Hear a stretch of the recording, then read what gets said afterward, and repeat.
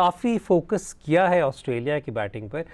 हमने स्टॉइनस पर हल्की सी बात छेड़ी है, लेकिन वो हम लेटर ऑन उस पर ज़रा ज़्यादा कॉन्वर्सेशन करेंगे। क्यों करेंगे, we will explain that later on in the show. लेकिन थोड़ी सी मैं बात करना चाहूँगा इस वक्त ऑस्ट्रेलिया की बॉलिंग की भी, because Australia was coming back after a very one-sided defeat to New Zealand, right?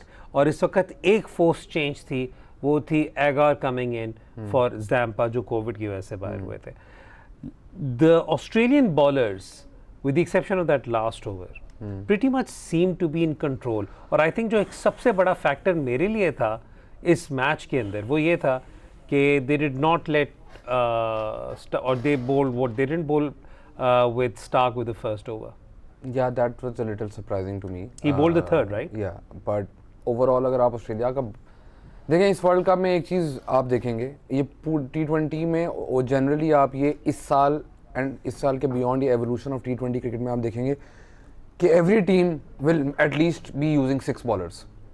अगर वो एक छठा बॉलर एक ओवर करवाएगा ना, तो 6 बॉलर इसलिए यूज़ हो रहे होंगे कि इवन अगर आपका जो बेस्ट बॉलर है उस every team almost every team, अच्छा ठीक है, तो और जो आपका बेस्ट बॉलर्स भी हैं, अगर उसके 2 ओवर अच्छे गए ना, ज़रूरी नहीं कि वो तीसरा उससे 4 ओवर करवाएंगे. They will try to put in 1 over किसी भी बॉलर का, ताकि अगर आपके मेन 5 बॉलर्स में किसी का ऑफ डे है तो you can then cover for it.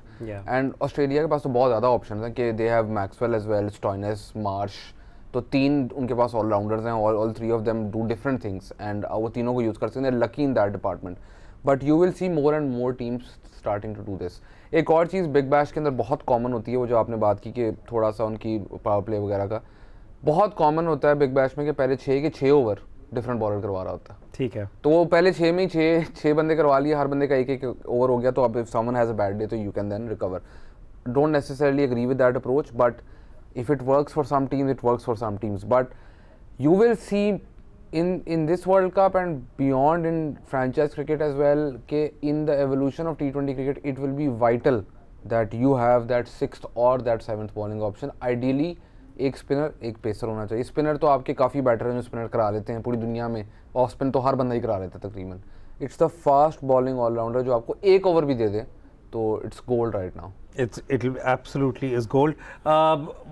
Group बहुत टाइट है ये वाला, और अभी इस वक्त just because of that defeat to Australia by the hands of New Zealand, उसकी वजह से pretty much all the major teams are in contention. And I mean I know सिर्फ एक मैच हुआ, कुछ के 2 हुए, but this is looking to be a very interesting group. आज जो एक बहुत बड़ा मैच है वो होगा between Afghanistan and New Zealand. New Zealand coming on the back of a very good win, जबकि Afghanistan lost pretty comprehensively to England. यहाँ पर अब मेरा जो आपसे पहला सवाल है वो ये है कि फिन एलन के बहुत चर्चे हो रहे हैं,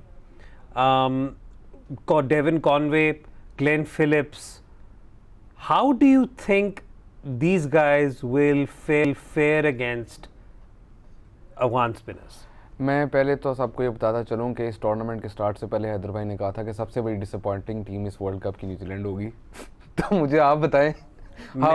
मैं वही बंदा हूँ जो क्या नाम है, एक टीम को आखिरी 1 ओवर में 8 रन चाहिए होते हैं, मैं कहता हूँ ये जीतेगी, वो हार जाती है. तो मुझे तो आप कुछ ना बोले, लेकिन अभी तो टूर्नामेंट रहता है यार. उन न्यूजीलैंड के लिए disappointment is not making the final because they are so used to making the final.